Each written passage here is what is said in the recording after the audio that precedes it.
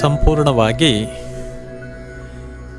ಧ್ಯಾನಕ್ಕೆ ಮಗ್ನರಾಗಬೇಕು. ನಿಮ್ಮ ಶರೀರವನ್ನು ನೇರವಾಗಿ ಇಟ್ಟುಕೊಂಡು ಧ್ಯಾನ ಮುದ್ರೆಯಲ್ಲಿದ್ದಾಗ ನೀವು ಮಾಡತಕ್ಕಂಥ ಪ್ರತಿಯೊಂದು ಧ್ಯಾನಗಳು ಕೂಡ, ಅದರಲ್ಲಿ ನಿಮ್ಮ ಅರಿವಿಗೆ ತೆಗೆದುಕೊಳ್ಳತಕ್ಕಂಥ ವಿಚಾರಗಳು ಕೂಡ ಉತ್ತಮವಾಗಿರ್ತದೆ. ಹಾಗಾಗಿ ಧ್ಯಾನಕ್ಕೆ ಸಿದ್ಧರಾಗಿ.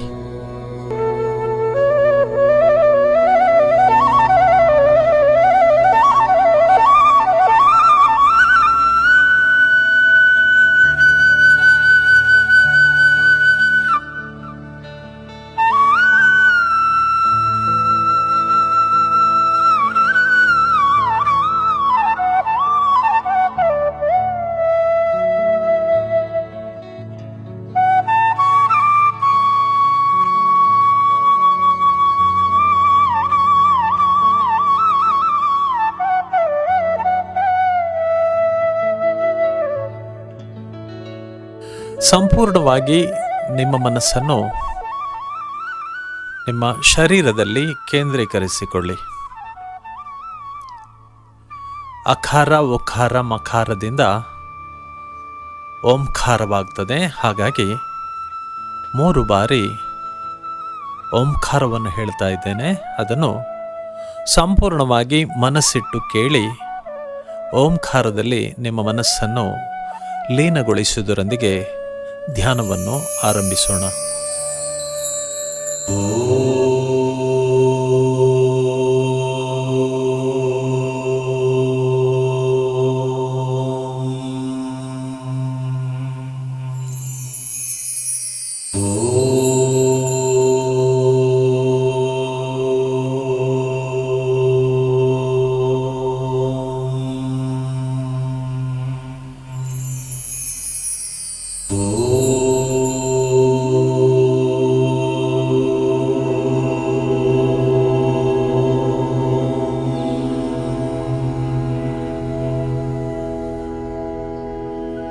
ನಿಮ್ಮ ಇಡೀ ಶರೀರವನ್ನು ಮನಸ್ಸಿನೊಂದಿಗೆ ಕೇಂದ್ರೀಕರಿಸಿಕೊಂಡು ಪೂರ್ಣ ಪ್ರಜ್ಞೆಯಲ್ಲಿ ನಿಮ್ಮ ಶರೀರವನ್ನು ಗಮನಿಸಿ. ನಿಮ್ಮ ಇಡೀ ಶರೀರದ ಚರ್ಮದ ರಂಧ್ರದಲ್ಲಿ ಆಕಾಶವನ್ನು ಧ್ಯಾನಿಸಿ. ಆಕಾಶವೇ ದೇವರು. ನಿಮ್ಮ ಮನಸ್ಸಿನಲ್ಲಿ ಯಾವುದೇ ರೀತಿಯ ಭಾವನೆಗಳಿದ್ದಲ್ಲೂ ಕೂಡ ಅದನ್ನೆಲ್ಲ ಬದಿಗೊತ್ತುವಂತೆ ಆಕಾಶವೇ ದೇವರು ಎಂಬುದಾಗಿ ಕರೆಯಲ್ಪಟ್ಟಿದೆ. ಹಾಗಾಗಿ ನಿಮ್ಮ ಮನಸ್ಸನ್ನು ಆಕಾಶದಲ್ಲಿ ಲೀನಗೊಳಿಸಿಕೊಂಡು ಆ ದೇವರಲ್ಲಿ ನಿಮ್ಮ ಎಲ್ಲ ಭಾವನೆಗಳನ್ನು ತೋಡಿಕೊಳ್ಳಿ. ಮನಸ್ಸನ್ನು ಸ್ಥಿರಗೊಳಿಸುವಂತೆ ಪರಮಾತ್ಮನಲ್ಲಿ ಪ್ರಾರ್ಥಿಸಿಕೊಳ್ಳಿ. ನಿಮ್ಮ ಇಡೀ ಶರೀರವನ್ನು ಗಮನಿಸಿ. ಕಾಲಿನಡಿ ಭಾಗದಿಂದ ತಲೆವರೆ ಕೂಡ ನಿಮ್ಮ ಶರೀರದ ಚರ್ಮದ ರಂಧ್ರದಲ್ಲೂ ಕೂಡ ಆಕಾಶವನ್ನು ಧ್ಯಾನಿಸಿ. ಆಕಾಶವೇ ದೇವರು. ಆಕಾಶವೇ ದೇವರು. ಸೂರ್ಯ ಚಂದ್ರರೇ ದೇವರ 2 ಕಣ್ಣುಗಳು. ನಕ್ಷತ್ರಗಳೇ ದೇವರ ಜ್ಞಾನ. ಭೂಮಿಯೇ ಹೊಟ್ಟೆ. ಪಾತಾಳವೇ ದೇವರ ಪಾದ. ನಿಮ್ಮ ದೇಹದ ಸುತ್ತಲೂ ದೇವರಿದ್ದಾರೆ. ನೀವು ದೇವರ ಒಳಗಿದ್ದೀರಿ ಎಂಬ ಭಾವನೆಯನ್ನು ತಳೆಯುವುದು. ನಿಮ್ಮ ಮನಸ್ಸು ಸಂಪೂರ್ಣವಾಗಿ ಹಗುರವಾಗಿ ದೇವರಲ್ಲಿ ಲೀನವಾಗಿದೆ. ಪೂರ್ಣ ಪ್ರಜ್ಞೆಯಿಂದ ಆ ಪರಮಾತ್ಮನನ್ನು ಧ್ಯಾನಿಸಿ. ಕಾಲಿನಡಿ ಭಾಗದಿಂದ ತಲೆವರೆ ಕೂಡ ಇಡೀ ಶರೀರದ ಚರ್ಮದ ರಂಧ್ರದಲ್ಲೂ ಕೂಡ ಭಗವಂತನನ್ನು ಧ್ಯಾನಿಸಿ. ಆ ಪರಮಾತ್ಮ ನಿಮ್ಮನ್ನು ತನ್ನ ಉದರದೊಳಗಿಟ್ಟುಕೊಂಡು ಸಲಹಿ ನಿಮ್ಮ ಮನಸ್ಸನ್ನು ಎಲ್ಲಿಯೂ ಕೂಡ ಅಶುದ್ಧಿಯಾಗದಂತೆ ಶುದ್ಧೀಕರಣಗೊಳಿಸತಕ್ಕಂಥ ಪ್ರಕ್ರಿಯೆಯಲ್ಲಿದ್ದಾರೆ. ಪೂರ್ಣವಾಗಿ ನಿಮ್ಮ ಮನಸ್ಸನ್ನು ದೇವರಲ್ಲಿ ಲೀನಗೊಳಿಸಿ. ನಿಮ್ಮ ಮನಸ್ಸು ಹಗುರವಾಗಿದೆ, ಶಾಂತವಾಗಿದೆ, ಆನಂದವಾಗಿದೆ. ಕಾಲಿನಡಿ ಭಾಗದಿಂದ ತಲೆವರೆ ಕೂಡ ಇಡೀ ಶರೀರವನ್ನು ಧ್ಯಾನಿಸಿಕೊಳ್ಳಿ. ಆ ದೇವರಲ್ಲಿ ಕ್ಷಮೆ ಯಾಚನೆ ಮಾಡಿ. ನನ್ನ ಪೂರ್ವ ಜನ್ಮದಲ್ಲಿ, ನನ್ನ ಈ ಜನ್ಮದಲ್ಲಿ, ನನ್ನ ಜನ್ಮದಲ್ಲಿ ಮಾಡಿದ ಏನಾದರೂ ಅಪರಾಧವಿದ್ದಲ್ಲಿ ದಯವಿಟ್ಟು ನನ್ನನ್ನು ಮನ್ನಿಸಿ, ಮುನ್ನಡೆಸಿ, ದಾರಿ ತೋರಿಸಿ ಎಂಬುದಾಗಿ ಪರಮಾತ್ಮನಲ್ಲಿ ಶರಣಾಗತಿಯಿಂದ ಬೇಡಿಕೊಳ್ಳಿ. ನಿಮ್ಮ ಈ ದೇಹ ಸೃಷ್ಟಿಯಾಗಲು ಪ್ರಕೃತಿ ಕಾರಣೀಕರ್ತವಾಗಿದೆ. ಹಾಗಾಗಿ ಪ್ರಕೃತಿ ಅಂದರೆ ಆಕಾಶ, ಭೂಮಿ, ಜಲ, ಅಗ್ನಿ, ವಾಯು. ಆ ಪ್ರಕೃತಿಗೆ ನಿಮ್ಮ ಹೃದಯಪೂರ್ವಕವಾದಂತಹ ಕೃತಜ್ಞತೆಯನ್ನು ಸಲ್ಲಿಸಿ. ಆ ಪ್ರಕೃತಿಯು ನಿಮ್ಮ ತಾಯಿಯ ಗರ್ಭದಲ್ಲಿ ನಿಮ್ಮನ್ನು ಸೃಷ್ಟಿ ಮಾಡಿದೆ. ತಾಯಿಯನ್ನು ಮಾತೃದೇವೋಭವ.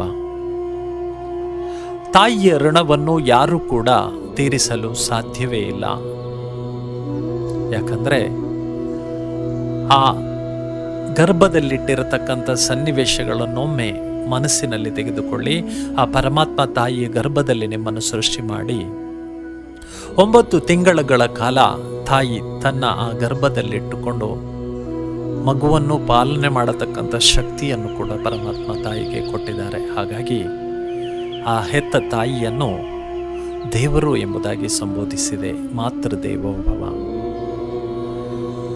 ಆ 9 ತಿಂಗಳು ಗರ್ಭದಲ್ಲಿಟ್ಟಿರತಕ್ಕಂಥ ತಾಯಿ ಆ ಜನ್ಮವನ್ನು ಕೊಡುವ ಕಾಲದಲ್ಲಿ ಅನುಭವಿಸತಕ್ಕಂಥ ಕಷ್ಟಗಳಿಗಾಗಿ ನಾವು ಯಾವತ್ತಿದ್ರೂ ಕೂಡ ಆ ತಾಯಿಗೆ ಶರಣಾಗಬೇಕಾಗಿದೆ. ನಿಮ್ಮ ತಾಯಿಯನ್ನು ಹೃದಯಪೂರ್ವಕವಾಗಿ ಧ್ಯಾನಿಸಿ. ತಿಳಿದೋ ತಿಳಿಯದೆಯೋ ಏನಾದರೂ ನಿಮ್ಮ ತಾಯಿಗೆ ಅಪರಾಧವಾಗಿದ್ದಲ್ಲಿ ದಯವಿಟ್ಟು ತಾಯಿಯಲ್ಲಿ ಕ್ಷಮೆಯಾಚನೆಯನ್ನು ಮಾಡಿ. ಪೂರ್ಣವಾಗಿ ನಿಮ್ಮ ತಾಯಿಯಲ್ಲಿ ಕ್ಷಮೆಯಾಚನೆ ಮಾಡಿ. ತಿಳಿದೋ ತಿಳಿಯದೆ ಏನಾದರೂ ತಪ್ಪನ್ನೇ ಎಸಗಿದಲ್ಲಿ ದಯವಿಟ್ಟು ಅಮ್ಮ ನಮ್ಮನ್ನು ಕ್ಷಮಿಸು ತಾಯಿ. ನಿಮ್ಮ ಆಶೀರ್ವಾದದಿಂದ ನನ್ನೆಲ್ಲ ಸಕಲ ಪಾಪಕರ್ಮಗಳ ಅಳಿಸಲಿ. ಸತ್ಕರ್ಮಗಳಲ್ಲಿ ನನ್ನನ್ನು ನಾನು ತೊಡಗಿಸಿಕೊಳ್ಳುತ್ತ ಶಕ್ತಿ ಸಾಮರ್ಥ್ಯ ಕೊಡಲಿ ಎಂಬುದಾಗಿ ನಿಮ್ಮ ತಾಯಿಯಲ್ಲಿ ಬೇಡಿಕೊಳ್ಳಿ. ತಾಯಿ ಅಂದರೆ ಹೆತ್ತ ತಾಯಿಯೇ ನಮಗೆ ದೇವರು ಹಾಗೂ ಮೊದಲ ಗುರು ಕೂಡ. ಹಾಗೆ ನಿಮ್ಮ ಸೃಷ್ಟಿಗೆ ನಿಮ್ಮ ತಂದೆಯೂ ಕೂಡ ಕಾರಣೀಕರ್ತರಾಗಿದ್ದಾರೆ. ಪಿತೃದೇವೋಭವ. ನಿಮ್ಮ ತಂದೆಗೆ ನಿಮ್ಮಿಂದ ಏನಾದರೂ ಅಪರಾಧವಾಗಿದ್ದಲ್ಲಿ ದಯವಿಟ್ಟು ಮನ್ನಿಸಿ, ಮುನ್ನಡೆಸಿ, ದಾರಿ ತೋರಿಸಿ ಎಂಬುದಾಗಿ ನಿಮ್ಮ ತಂದೆಯಲ್ಲೂ ಕೂಡ ಪ್ರಾರ್ಥಿಸಿಕೊಳ್ಳಿ. ತಂದೆ ತಾಯಿಯೇ ನಮಗೆ ಮೊದಲ ದೇವರು ಹಾಗೂ ತಂದೆ ತಾಯಿಯೇ ಮೊದಲ ಗುರು. ಅದಕ್ಕಿಂತ ಮೇಲ್ಪಟ್ಟು ಇನ್ನೇನಿಲ್ಲ. ಆಚಾರ್ಯ ದೇವೋಭವ. ಇಲ್ಲಿ ಭಗವಂತನ ಬಗ್ಗೆ ಅಥವಾ ಪ್ರಕೃತಿಯ ಬಗ್ಗೆ ಜ್ಞಾನವಿರತಕ್ಕಂಥವರನ್ನು ಗುರುಗಳು ಎಂಬುದಾಗಿ ಹೇಳಿದೆ. ಆ ಗುರುವು ಪ್ರಕೃತಿಯ ಎಲ್ಲ ವಿಚಾರಗಳನ್ನು ಬಲ್ಲವರಾಗಿದ್ದುಕೊಂಡು ಪ್ರಕೃತಿಗೆ ಶರಣಾಗಿರತಕ್ಕಂತಹ ಗುರುಗಳು, ಅವರ ವಚನಗಳಿಂದ ನಾವು ನಮ್ಮ ಮನಸ್ಸು ಪರಿವರ್ತನೆಗೊಳ್ಳುತ್ತದೆ. ಹಾಗಾಗಿ ಬಲ್ಲವರನ್ನು ಆಚಾರ್ಯರು ಎಂಬುದಾಗಿ ಕರೆಯಲ್ಪಟ್ಟಿದೆ. ಆಚಾರ್ಯ ದೇವೋಭವ. ನಿಮ್ಮ ಬಾಲ್ಯದಿಂದಲೂ ನೀವು ಕಲ್ತಿರತಕ್ಕಂಥ ವಿದ್ಯಾ ತರಗತಿಗಳಿರಬಹುದು, ಇನ್ನಿತರೆ ಯಾವುದೇ ಒಂದು ರೀತಿಯ ವಿದ್ಯೆಯನ್ನು ಕಲಿಯುವಂಥ ನಿಟ್ಟಿನಲ್ಲಿ ಗುರು ಎಂಬುದಾಗಿ ಯಾರನ್ನು ಸ್ವೀಕಾರ ಮಾಡಿಕೊಂಡಿರುವಿರೋ ಅವರಿಗೆ ನಿಮ್ಮಿಂದ ಏನಾದರೂ ವ್ಯಥೆಯಾಗಿದ್ದಲ್ಲಿ, ಅವರಿಗೆ ಯಾವುದಾದ್ರೂ ಬೇಸರಗಳು ಕಾಡ್ತಾ ಇದ್ದಲ್ಲಿ ಸಂಪೂರ್ಣವಾಗಿ ನಿಮ್ಮ ಗುರುವಿನಲ್ಲಿ ಕ್ಷಮೆಯಾಚನೆ ಮಾಡಿ. ಹಾಗಾಗಿ ಗುರುವನ್ನು ವಿಶೇಷವಾಗಿ ಬ್ರಹ್ಮ, ವಿಷ್ಣು, ಮಹೇಶ್ವರ ಎಂಬುದಾಗಿ ಕರೆಯಲ್ಪಟ್ಟಿದೆ. ಗುರುವೇ ಬ್ರಹ್ಮ, ಗುರುವೇ ವಿಷ್ಣು, ಗುರುವೇ ಮಹೇಶ್ವರ, ಗುರು ಪರಮಾತ್ಮ. ಗುರುವೇ ಬಂಧು, ಗುರುವೇ ಬಳಗ, ಶ್ರೀ ಗುರುಮೂರ್ತಿಯೇ ಕರುಣಾ ಸಿಂಧು. ಗುರುವೇ ಬ್ರಹ್ಮ, ಗುರುವೇ ವಿಷ್ಣು, ಗುರುವೇ ಮಹೇಶ್ವರ, ಗುರು ಪರಮಾತ್ಮ. ಆ ಭಗವಂತನೇ ಗುರುವಿಗೆ ಹರಸಿ ಭೂಮಿಗೆ ಜನನವೆತ್ತಿದ್ದಾರೆ. ಹಾಗೆ ಆ ಗುರುವಿನಲ್ಲಿ ದೇವರ ಸಾನ್ನಿಧ್ಯವಿದೆ. ಹಾಗಾಗಿ ನಾವು ಗುರುವಿನಲ್ಲಿ ದೇವರನ್ನು ಕಾಣ್ತೇವೆ. ಆದರೆ ಆ ಗುರುವನ್ನು ಯಾವುದೇ ರೀತಿಯ ತಿರಸ್ಕಾರ ಮನೋಭಾವನೆಯಲ್ಲಿ ಕಾಣದೆ ಪರಿಪೂರ್ಣವಾದಂಥ ಆಶೀರ್ವಾದಕ್ಕಾಗಿ ಆ ಗುರುವಿನಲ್ಲಿ ಬೇಡಿಕೊಳ್ಳಿ. ಹಾಗೆ ಅತಿಥಿ ದೇವೋಭವ, ಮನೆಗೆ ಬರತಕ್ಕಂಥ ಎಲ್ಲರನ್ನು ಕೂಡ ದೇವರು ಎಂಬ ಭಾವನೆಯಿಂದ ಸತ್ಕಾರವನ್ನು ಮಾಡಬೇಕಾಗಿದೆ. ಹಾಗಾಗಿ ಅತಿಥಿಯನ್ನು ಕೂಡ ದೇವರು ಎಂಬುದಾಗಿ ಸಂಬೋಧಿಸಿದ್ದಾರೆ. ಹೃದಯಪೂರ್ವಕವಾಗಿ ಎಲ್ಲರಲ್ಲೂ ಕೂಡ ಆಶೀರ್ವಾದವನ್ನು ಬೇಡಿ. ಹೆತ್ತ ತಂದೆ ತಾಯಿ, ಗುರುಗಳು, ಅತಿಥಿಗಳು ಯಾರೇ ಇರಬಹುದು, ಅವರಿಂದ ನಿಮಗೇನಾದರೂ ನೋವಾಗಿದ್ದರೆ ನೀವು ಕ್ಷಮೆ ಕೊಡುವುದು, ಅಥವಾ ನಿಮ್ಮಿಂದ ಏನಾದರೂ ಅವರಿಗೆ ನೋವಾಗಿದ್ದಲ್ಲಿ ಕ್ಷಮೆ ಯಾಚಿಸುವುದನ್ನು ನಿತ್ಯವೂ ಇಟ್ಟುಕೊಂಡಲ್ಲಿ ನಿಮ್ಮ ಮನಸ್ಸು ಹಗುರವಾಗಿರುತ್ತದೆ. ಹಾಗೆ ಜನ್ಮ ಜನ್ಮದ ಪಾಪಕರ್ಮಗಳೆಲ್ಲ ಅಳಿಸುವಂತೆ ಭಗವಂತನಲ್ಲಿ ಮೈಯೆಲ್ಲ ಮನಸ್ಸಾಗಿ ಪ್ರಾರ್ಥಿಸಿಕೊಳ್ಳಿ. ಮನಸ್ಸು ಹಗುರವಾಗಿದೆ, ಶಾಂತವಾಗಿದ್ದೀರಾ, ಆನಂದದಲ್ಲೇ ಆ ಭಗವಂತನ ಜೊತೆಗೆ ಮೈಮರೆಯಿರಿ. ನಿಮ್ಮ ಇಡೀ ಶರೀರದ ಚರ್ಮದ ರಂಧ್ರದಲ್ಲೂ ಕೂಡ ಆಕಾಶವನ್ನು ಧ್ಯಾನಿಸಿ. ಆಕಾಶವೇ ದೇವರು. ಸಂಪೂರ್ಣವಾಗಿ ಶಾಂತ ಚಿತ್ತರಾಗಿ, ನಿಮ್ಮೊಳಗೆ ಯಾವುದೇ ರೀತಿಯ ಕಲ್ಮಶ ಮನೋಭಾವನೆಗಳಿಲ್ಲದೆ ಆ ಭಗವಂತನಲ್ಲಿ ಶುದ್ಧವಾದ ಮನಸ್ಸಿನಿಂದ ಪ್ರಾರ್ಥಿಸಿಕೊಳ್ಳುವಾಗ ನಿಮ್ಮ ಮನಶುದ್ಧಿ, ನಿಮ್ಮ ತನುಶುದ್ಧಿ, ಆ ತನುಶುದ್ಧಿಯಿಂದ ಜ್ಞಾನಸಿದ್ಧಿ, ಇದನ್ನು ಹೃದಯಪೂರ್ವಕವಾಗಿ ಧ್ಯಾನಿಸಿಕೊಳ್ಳುತ್ತಾ ಆ ಪರಮಾತ್ಮನಿಗೆ ಹೃದಯಪೂರ್ವಕವಾದಂಥ ಕೃತಜ್ಞತೆಯನ್ನು ಸಲ್ಲಿಸಿ. ನನ್ನ ಪೂರ್ವ ಜನ್ಮದಲ್ಲಿ, ನನ್ನ ಈ ಜನ್ಮದಲ್ಲಿ, ನನ್ನ ಜನ್ಮದಲ್ಲಿ ಮಾಡಿದ ಅಪರಾಧವನ್ನು ಮನ್ನಿಸಿ ಮುನ್ನಡೆಸಿ ದಾರಿ ತೋರಿಸುವಂತೆ ಭಗವಂತನಲ್ಲಿ ಪ್ರಾರ್ಥಿಸಿಕೊಳ್ಳಿ.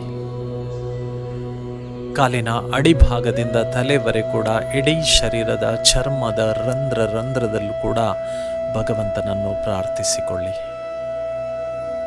ನಿಧಾನವಾಗಿ ನಿಮ್ಮ ಮನಸ್ಸು ಕಾಲಿನ ಅಡಿಭಾಗಕ್ಕೆ ತನ್ನಿ. ಕಾಲಿನ ಅಡಿಭಾಗದಲ್ಲಿ ಮನಸ್ಸನ್ನಿಟ್ಟುಕೊಂಡು ನಿಧಾನವಾಗಿ ನಿಮ್ಮ ಮನಸ್ಸನ್ನು ಪಾದದ 10 ಬೆರಳು ಹಾಗೂ ಪಾದದ ಹಿಮ್ಮಡಿಯಲ್ಲಿ ಕೇಂದ್ರೀಕರಿಸಿಕೊಂಡು ಅಲ್ಲಿರತಕ್ಕಂಥ ಎಲ್ಲ ದೇವತೆಗಳು ಸಂತೃಪ್ತರಾಗಲಿ ಎಂಬುದಾಗಿ ಭಗವಂತನಲ್ಲಿ ಪ್ರಾರ್ಥಿಸಿಕೊಳ್ಳಿ. ನಿಧಾನವಾಗಿ ನಿಮ್ಮ ಮನಸ್ಸನ್ನು ಮೊಣಕಾಲಿನವರೆಗೆ ತನ್ನಿ. 2 ಮೊಣಕಾಲು, 2 ತೊಡೆ, ಸೊಂಟದ ಭಾಗದವರೆಗೆ ಗಮನ. ನಿಮ್ಮ ಸೊಂಟದ ಭಾಗದಿಂದ ಕಾಲಿನ ಅಡಿಭಾಗದವರೆಗೆ ಇರತಕ್ಕಂಥ ಎಲ್ಲ ದೇವತೆಗಳು ಸಂತೃಪ್ತರಾಗಲಿ ಎಂಬುದಾಗಿ ದೇವರಲ್ಲಿ ಪ್ರಾರ್ಥಿಸಿಕೊಳ್ಳಿ.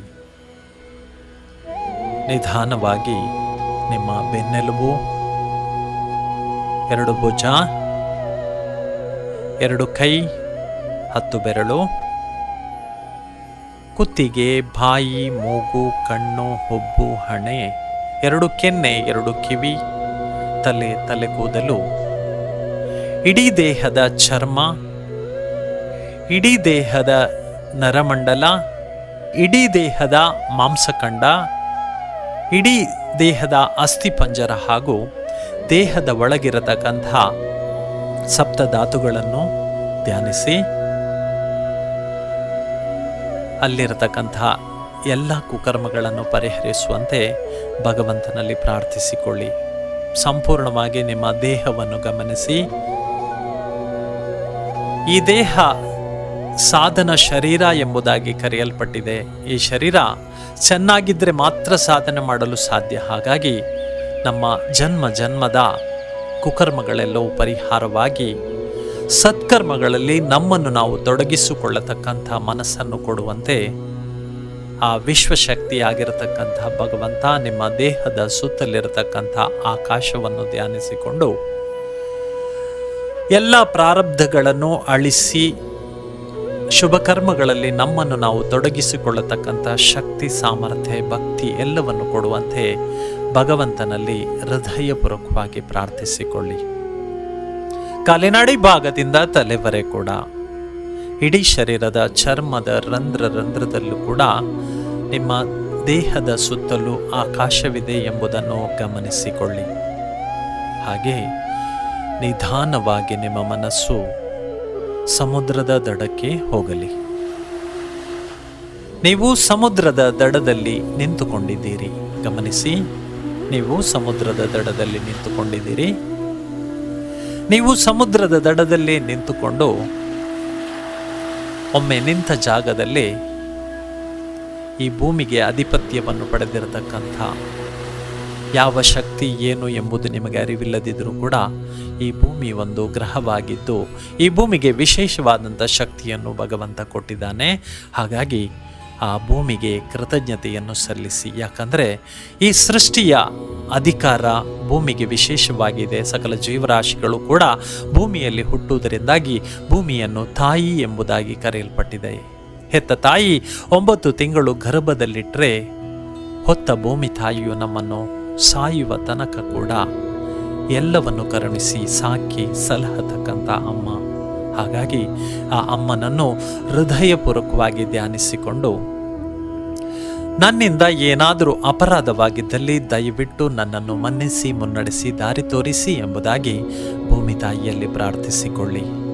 ಕಾಲಿನಡಿ ಭಾಗದಿಂದ ತಲೆವರೆ ಕೂಡ ಇಡೀ ಶರೀರದ ಚರ್ಮದ ರಂಧ್ರದಲ್ಲೂ ಕೂಡ ಭೂಮಿ ತಾಯಿಯಲ್ಲಿ ಕ್ಷಮೆಯಾಚನೆ ಮಾಡಿ ನಿಧಾನವಾಗಿ ನಿಮ್ಮ ಮನಸ್ಸನ್ನು ಸಮುದ್ರದ ಕಡೆಗೆ ತೆಗೆದುಕೊಂಡು ಹೋಗಿ.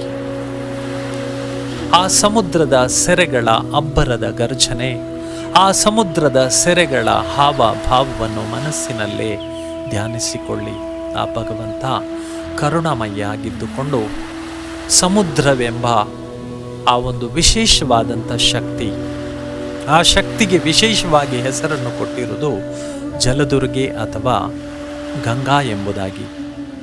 ಆ ಗಂಗಾದೇವಿಯನ್ನು ಹೃದಯಪೂರ್ವಕವಾಗಿ ಧ್ಯಾನಿಸಿಕೊಳ್ಳಿ. ಇದು ಯಾವ ಧರ್ಮಕ್ಕೆ ಸಂಬಂಧಪಟ್ಟಿರತಕ್ಕಂಥ ದೇವರು ಎಂಬುದನ್ನು ಸಂಪೂರ್ಣವಾಗಿ ಮರೆತು ಬಿಟ್ಟು ನಾವು ಅದನ್ನು ದೇವರು ಎಂಬುದಾಗಿ ಸಂಬೋಧಿಸಿದ್ದೇವೆ ಹೊರತುಪಡಿಸಿದರೆ ಧರ್ಮದ ವಿಚಾರಗಳಲ್ಲ. ಆ ಜಲದುರ್ಗೆ ಅಂದರೆ ಆ ಗಂಗಾದೇವಿಗೆ ನಮ್ಮ ಕೃತಜ್ಞತೆಯನ್ನು ಸಲ್ಲಿಸಬೇಕು. ನೀರಿಲ್ಲದಿದ್ದರೆ ನಮ್ಮ ಜೀವನವಿಲ್ಲವಂತೆ. ಆದರೆ ಭೂಮಿಯಲ್ಲಿ ನಾವು ಏನೇ ಕೆಲಸ ಕಾರ್ಯಗಳನ್ನು ಮಾಡಲಿ ಅಥವಾ ಭೂಮಿಯಲ್ಲಿ ಯಾವುದೇ ಪಾಪಕರ್ಮಗಳಿದ್ದರೆ ಆ ಪಾಪವನ್ನು ಕಳೆಯತಕ್ಕಂಥ ಸಾಮರ್ಥ್ಯವುಳ್ಳವಳು ಗಂಗಾದೇವಿ ಎಂಬುದಾಗಿ ಕರೆಯಲ್ಪಟ್ಟಿದೆ. ಹಾಗಾಗಿ ಎಲ್ಲ ಪಾಪಕರ್ಮಗಳನ್ನು ಕಳೆಯತಕ್ಕಂಥ ಶಕ್ತಿ ಉಳ್ಳಂಥ ಆ ಮಹಾತಾಯಿ ಗಂಗೆಯನ್ನು ಹೃದಯಪೂರ್ವಕವಾಗಿ ಧ್ಯಾನಿಸಿಕೊಳ್ಳಿ. ಶರೀರಕ್ಕೆ ಯಾವುದೇ ರೀತಿಯ ಕೊಳ್ಳೆ ಕಲ್ಮಶಗಳಾದರೂ ಕೂಡ ನೀರಿನಿಂದ ತೊಳೆದು ಶುದ್ಧಿಯಾಗುವಂತೆ ನಿಮ್ಮ ಮನಸ್ಸನ್ನು ಆ ಗಂಗೆಯಲ್ಲಿ ಲೀನಗೊಳಿಸಿ. ಆ ಗಂಗಾದೇವಿಯ ಆಶೀರ್ವಾದದಿಂದ ಭೂಮಿಯಲ್ಲಿ ಎಷ್ಟೋ ಜನ್ಮದಲ್ಲಿ ಮಾಡಿದ ಪಾಪಕರ್ಮಗಳೆಲ್ಲವೂ ಕಳಚಿ ಹೋಗುವಂತೆ ಹೃದಯಪೂರ್ವಕವಾಗಿ ಶರಣಾಗತಿಯಿಂದ ಆ ಭಗವಂತನಲ್ಲಿ ಪ್ರಾರ್ಥಿಸಿಕೊಳ್ಳಿ. ಭೂಮಿಯಲ್ಲಿ ಭೂದೇವಿ, ಜಲದಲ್ಲಿ ಜಲದೇವಿ. ಆ ಜಲದೇವಿಗೆ ನಿಮ್ಮ ಹೃದಯಪೂರ್ವಕವಾದಂಥ ಕೃತಜ್ಞತೆಯನ್ನು ಸಲ್ಲಿಸಿಕೊಳ್ಳಿ. ಕೃಪಾ ಸಾಗರಳು ಕರುಣಾಮಯಿಯೂ ಆಗಿರ್ತಕ್ಕಂಥ ಆ ತಾಯಿಯು ಯಾರು ನಿಷ್ಠೆಯಿಂದ, ಶರಣಾಗತಿಯಿಂದ, ಪ್ರೀತಿಯಿಂದ, ವಿಶ್ವಾಸದಿಂದ ದೇವರಲ್ಲಿ ಬೇಡಿಕೊಳ್ಳುತ್ತಾರೋ ಅವರೆಲ್ಲ ಸಂಕಷ್ಟಗಳು ಪರಿಹಾರವಾಗ್ತವಂತೆ. ಹಾಗಾಗಿ ಹೃದಯಪೂರ್ವಕವಾಗಿ ಆ ಗಂಗಾದೇವಿಯಲ್ಲಿ ನಿಮ್ಮ ಜನ್ಮದ ಅಪರಾಧವನ್ನು ಮನ್ನಿಸುವಂತೆ ಬೇಡಿಕೊಳ್ಳಿ. ಕಾಲಿನಡಿ ಭಾಗದಿಂದ ತಲೆವರೆ ಕೂಡ ಇಡೀ ಶರೀರದ ಚರ್ಮದ ರಂಧ್ರದಲ್ಲಿ ಕೂಡ ಆ ಗಂಗಾದೇವಿಯಲ್ಲಿ ಪ್ರಾರ್ಥಿಸಿಕೊಳ್ಳುತ್ತಾ ನಿಧಾನವಾಗಿ ನಿಮ್ಮ ಮನಸ್ಸು ಆಕಾಶದ ಕಡೆಗೆ ಹೋಗಲಿ.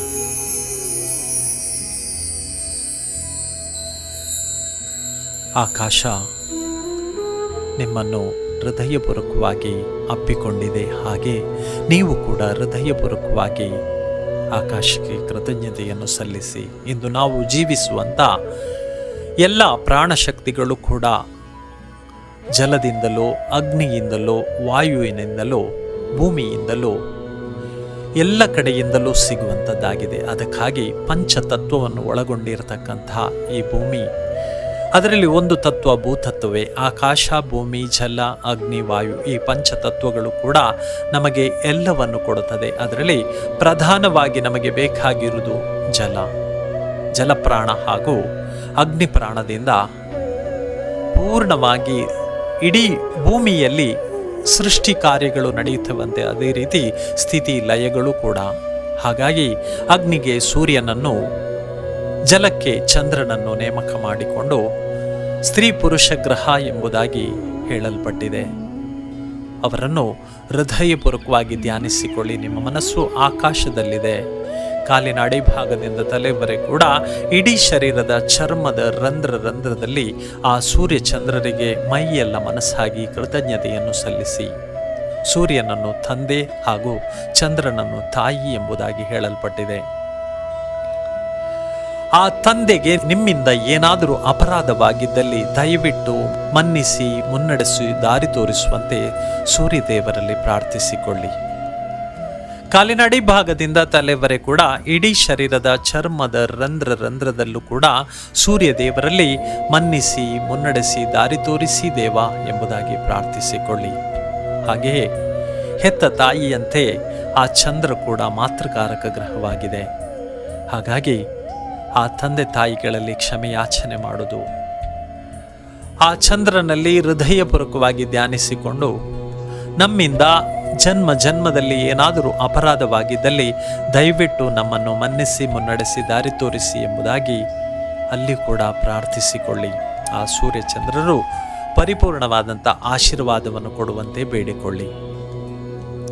ವಿಶ್ವಶಕ್ತಿಯಾಗಿರತಕ್ಕಂಥ ಆ ಪ್ರಾಣವು ಸೂರ್ಯ ಚಂದ್ರರಿಗೂ ಕೂಡ ತಾಯಿಯಾಗಿದ್ದುಕೊಂಡು, ಹಾಗೆ ಪಂಚಮಹಾಭೂತಗಳಿಗೂ ಕೂಡ ತಾಯಿಯಾಗಿದ್ದುಕೊಂಡು ಇಡೀ ವಿಶ್ವವ್ಯಾಪಿಯಾಗಿದೆ. ಅಲ್ಲಿ ನಿಮ್ಮ ಮನಸ್ಸನ್ನು ಪರಿಪೂರ್ಣವಾಗಿ ಕೇಂದ್ರೀಕರಿಸಿಕೊಳ್ಳಿ. ಕಾಲಿನ ಅಡಿಭಾಗದಿಂದ ತಲೆವರೆ ಕೂಡ ಇಡೀ ಶರೀರದ ಚರ್ಮದ ರಂಧ್ರದಲ್ಲೂ ಕೂಡ ನಿಮ್ಮ ದೇಹದ ಸುತ್ತಲೂ ಆಕಾಶವಿರುವುದನ್ನು ಗಮನಿಸಿ. ಮನಸ್ಸು ಹಗುರವಾಗಿದೆ, ಆನಂದವಾಗಿದೆ, ನೆಮ್ಮದಿಯಿಂದ ಇದ್ದೀರಾ. ಸಮಸ್ತ ಸಂಕಷ್ಟಗಳಿಂದ ದೂರವಾಗಿ ದುಃಖಗಳಿಂದ ಮುಕ್ತರಾಗಿದ್ದೀರಾ. ಅದೇ ಸಂತೋಷ ಸಾಗರದಲ್ಲಿ ಆ ಭಗವಂತನ ಜೊತೆಗೆ ನೀವು ಕೂಡ ದೇವರಾಗಿದ್ದೀರಾ ಎಂಬ ಭಾವನೆಯನ್ನು ತಳೆಯಿರಿ. ಕಾಮ, ಕ್ರೋಧ, ಲೋಭ, ಮೋಹ, ಮದ, ಮತ್ಸರ, ಅಹಂಕಾರ, ಮಮಕಾರ, ಸಂಶಯ, ಈ 9 ಬಂಧನಗಳು ಕೂಡ ಮನುಷ್ಯನಲ್ಲಿ ಇದ್ದೇ ಇರುತ್ತವಂತೆ. ಆದರೆ ಅವೆಲ್ಲವನ್ನು ಕೂಡ ಸಮಾನ ಸ್ಥಿತಿಯಲ್ಲಿರುವಂತೆ ಭಗವಂತನಲ್ಲಿ ಪ್ರಾರ್ಥಿಸಿಕೊಳ್ಳಿ. ನಮ್ಮನ್ನು ಪಾಪ ಕರ್ಮದಿಂದ ಮುಕ್ತಗೊಳಿಸಿ ಸತ್ಕರ್ಮಗಳಲ್ಲಿ ನಮ್ಮನ್ನು ನಾವು ತೊಡಗಿಸಿಕೊಳ್ಳತಕ್ಕಂಥ ಜ್ಞಾನ, ಬುದ್ಧಿ ಎಲ್ಲವನ್ನು ಕೊಡುವಂತೆ ಭಗವಂತನಲ್ಲಿ ಪ್ರಾರ್ಥಿಸಿಕೊಳ್ಳುತ್ತಾ ಇಡೀ ವಿಶ್ವಕ್ಕೆ ಒಳಿತಾಗಲಿ ಎಂಬುದಾಗಿ ಭಗವಂತನಲ್ಲಿ ಪ್ರಾರ್ಥಿಸಿಕೊಳ್ಳಿ. ಇಡೀ ವಿಶ್ವದಲ್ಲಿ ಶಾಂತಿ, ಸಹನೆ, ತಾಳ್ಮೆ ಇಲ್ಲದೆ ನಡೆಯತಕ್ಕಂಥ ಜೀವನ, ಈ ಎಲ್ಲ ಜೀವನಗಳಿಂದ ಮುಕ್ತಿಗೊಳಿಸಿ ಎಲ್ಲರಿಗೂ ಕೂಡ ಶಾಂತಿ, ಸಹನೆ, ತಾಳ್ಮೆಯನ್ನು ಕೊಡುವಂತೆ ಆ ಪರಮಾತ್ಮನಲ್ಲಿ ಪ್ರಾರ್ಥಿಸಿಕೊಳ್ಳಿ. ಯಾರು ಶ್ರದ್ಧಾ ಭಕ್ತಿಯಿಂದ, ಪ್ರೀತಿಯಿಂದ, ವಿಶ್ವಾಸದಿಂದ ಭಗವಂತನಲ್ಲಿ ಶರಣಾಗತಿಯಿಂದ ಬೇಡಿಕೊಳ್ಳುವರು ಅವರೆಲ್ಲ ಬೇಡಿಕೆಗಳು ಈಡೇರುತ್ತವೆ ಎಂಬ ಒಂದು ದೃಢ ಸಂಕಲ್ಪವನ್ನು ಮನಸ್ಸಿನಲ್ಲಿಟ್ಟುಕೊಳ್ಳಿ. ಯಾರಿಗೂ ಕೂಡ ಕೇಡನ್ನು ಬಯಸದಂಥ ಮನಸ್ಸನ್ನು ಕೊಡುವಂತೆ ಪರಮಾತ್ಮನಲ್ಲಿ ಪ್ರಾರ್ಥಿಸಿಕೊಳ್ಳಿ. ಆ ಭಗವಂತನ ಜೊತೆಗೆ ನೀವು ಪರಿಪೂರ್ಣವಾಗಿ ಆನಂದದಲ್ಲಿ ಮೈಮರೆಯಿರಿ. ನಿಮ್ಮ ಎಲ್ಲ ಸಂಕಷ್ಟಗಳು ಇಂದಿಗೆ ಪರಿಹಾರವಾಗಿದೆ ಎಂಬುದನ್ನು ದೃಢ ಸಂಕಲ್ಪಿಸಿಕೊಳ್ಳಿ. ಆ ಜ್ಞಾನ ಮಾರ್ಗದಲ್ಲಿ ಮುನ್ನಡೆಯತಕ್ಕಂಥ ಶಕ್ತಿ, ಸಾಮರ್ಥ್ಯವನ್ನು ಭಗವಂತ ಕೊಡುವಂತೆ ಹೃದಯಪೂರ್ವಕವಾಗಿ ಪ್ರಾರ್ಥಿಸಿಕೊಳ್ಳಿ. ಆ ಭಗವಂತನ ಆಶೀರ್ವಾದ ನಿಮ್ಮ ಮೇಲಿದೆ. ನಿಮ್ಮ ಎಲ್ಲ ಸಂಕಷ್ಟಗಳು ಇಂದಿಗೆ ಪರಿಹಾರವಾಗಿದೆ. ವಿಶೇಷವಾದಂಥ ಜ್ಞಾನವನ್ನು ಪರಮಾತ್ಮ ನಿಮಗೆ ಕೊಟ್ಟಿರುವನು ಎಂಬುದನ್ನು ದೃಢ ಸಂಕಲ್ಪಿಸಿಕೊಳ್ಳಿ. ಮೈಯೆಲ್ಲ ಮನಸ್ಸಾಗಿ ಆ ಪರಮಾತ್ಮನಿಗೆ ಕೃತಜ್ಞತೆಯನ್ನು ಸಲ್ಲಿಸಿ. ಆನಂದವಾಗಿದ್ದೀರಾ, ನೆಮ್ಮದಿಯಿಂದ ಇದ್ದೀರಾ. ಎಲ್ಲ ದುಃಖಗಳು ಸಂಪೂರ್ಣವಾಗಿ ಮರೆಮಾಚಿವೆ. ಅದೇ ನೆಮ್ಮದಿಯಿಂದ, ಆನಂದದಿಂದ ಎಲ್ಲ ವಿಶ್ವದ ಸಕಲ ಜೀವರಾಶಿಗಳು ಕೂಡ ಸಂತೋಷವಾಗಿರಲಿ ಎಂಬುದಾಗಿ ಪರಮಾತ್ಮನಲ್ಲಿ ಮೈಯೆಲ್ಲ ಮನಸ್ಸಾಗಿ ಬೇಡಿಕೊಳ್ಳಿ. ಸಂತೋಷವಾಗಿದೆ, ಆನಂದವಾಗಿದೆ. ಅದೇ ನೆಮ್ಮದಿಯಿಂದ ನಿಧಾನವಾಗಿ ಸಮುದ್ರದ ದಡದಿಂದ ಹಿಂದೆ ಬನ್ನಿ. ಮತ್ತೊಮ್ಮೆ ನಿಮ್ಮ ದೇಹವನ್ನು ಅವಲೋಕಿಸಿ. ನಿಮಗೆ 2 ಪಾದವಿದೆ. ಪಾದಕ್ಕೆ 10 ಬೆರಳಿದೆ, ಪಾದಕ್ಕೆ 2 ಹಿಮ್ಮಡಿಯಿದ್ದು 2 ಮೊಣಕಾಲು, ತೊಡೆ, ಸೊಂಟ, ಬೆನ್ನೆಲುಬು, ಎಡಬಲ, 2 ಭುಜ, 2 ಕೈ, 10 ಬೆರಳು, ಕುತ್ತಿಗೆ, ಬಾಯಿ, ಮೂಗು, ಕಣ್ಣು, ಹುಬ್ಬು, ಹಣೆ, 2 ಕೆನ್ನೆ, 2 ಕಿವಿ, ತಲೆ ಕೂದಲು, ಇಡೀ ದೇಹಕ್ಕೆ ಚರ್ಮವಿದ್ದು, ಇಡೀ ದೇಹಕ್ಕೆ ನರಗಳಿದ್ದು, ಇಡೀ ದೇಹದಲ್ಲಿ ಮಾಂಸ ಹಾಗೂ ಅಸ್ಥಿಪಂಜರ ಹಾಗೂ ದೇಹದೊಳಗೆ ಸಪ್ತಧಾತುಗಳಿದ್ದಾವೆ. ಇವೆಲ್ಲವನ್ನು ಕರುಣಿಸಿದಂಥ ಭಗವಂತ ನಿಮ್ಮ ತಾಯಿಯ ಗರ್ಭದಲ್ಲಿ ನಿಮ್ಮನ್ನು ಸೃಷ್ಟಿ ಮಾಡಿದ್ದಾರೆ. ಆ ಸೃಷ್ಟಿ ಮಾಡಲ್ಪಟ್ಟಿರತಕ್ಕಂಥ ತಾಯಿ ದೇವರು ಎಂಬುದಾಗಿ ಹೇಳಲ್ಪಟ್ಟಿದೆ. ಹಾಗಾಗಿ ಮತ್ತೊಮ್ಮೆ ನಿಮ್ಮ ತಂದೆ ತಾಯಿಯನ್ನು ಧ್ಯಾನಿಸಿಕೊಳ್ಳಿ. ಮಾತೃದೇವೋಭವ, ಪಿತೃದೇವೋಭವ, ಆಚಾರ್ಯ ದೇವೋಭವ, ಅತಿಥಿ ದೇವೋಭವ. ಇದನ್ನು ನಿತ್ಯವೂ ಕೂಡ ನಮ್ಮ ಮನಸ್ಸಿನಲ್ಲಿ ಬೇರೂರಿ ಇನ್ಯಾರಿಗೂ ನಮ್ಮಿಂದ ತೊಂದರೆ ಆಗದಂಥ ಸ್ಥಿತಿಯಲ್ಲಿ ಎಲ್ಲರಿಗೂ ಒಳಿತನ್ನು ಹಾರೈಸತಕ್ಕಂಥ ಮನೋಬಲವನ್ನು ಭಗವಂತ ಕೊಡುವಂತೆ ಹಾಗೂ ಕುಕರ್ಮಗಳಿಂದ ದೂರವಾಗಿ ಸತ್ಕರ್ಮಗಳಲ್ಲಿ ನಮ್ಮನ್ನು ನಾವು ತೊಡಗಿಸಿಕೊಳ್ಳತಕ್ಕಂಥ ಜ್ಞಾನ, ಶ್ರದ್ಧೆ, ಭಕ್ತಿ ಇವೆಲ್ಲವನ್ನು ಕರುಣಿಸುವಂತೆ ಭಗವಂತನಲ್ಲಿ ಮೈಯೆಲ್ಲ ಮನಸ್ಸಾಗಿ ಪ್ರಾರ್ಥಿಸಿಕೊಳ್ಳುತ್ತಾ ಪೂರ್ಣವಾಗಿ ಪರಮಾತ್ಮನಲ್ಲಿ ಲೀನಗೊಳಿಸಿಕೊಂಡು ನಿಮ್ಮ 2 ಕೈಯನ್ನು ತೆಗೆದು ನಿಮ್ಮ 2 ಕಣ್ಣಿನ ಮೇಲೆ ಇಡಿ. ಸರ್ವೇಂದ್ರಿಯಾಣಂ ನಯನಂ ಪ್ರಧಾನಂ. ಇಡೀ ದೇಹದಲ್ಲಿ ಕಣ್ಣು ಪ್ರಧಾನವಂತೆ. ಹೇಗೆ ಇಡೀ ವಿಶ್ವಕ್ಕೆ ಸೂರ್ಯ ಚಂದ್ರರು ಪ್ರಧಾನರಾಗಿದ್ದರೋ ಹಾಗೆ ನಮ್ಮ ದೇಹಕ್ಕೂ ಕೂಡ 2 ಕಣ್ಣು ಪ್ರಧಾನವಾಗಿದೆ. ಹಾಗೆ ಸಕಲ ಇಂದ್ರಿಯಗಳು ಕೂಡ ಪ್ರಧಾನವೇ ಸರಿ. ಮುಚ್ಚಿಕೊಂಡಿರುವಂಥ ಕಣ್ಣನ್ನು ನಿಧಾನವಾಗಿ ಮಗುವನ್ನು ಒರೆಸಿದಂತೆ ಒರೆಸಿ ನಿಧಾನವಾಗಿ ಕಣ್ಣು ಬಿಡಿ.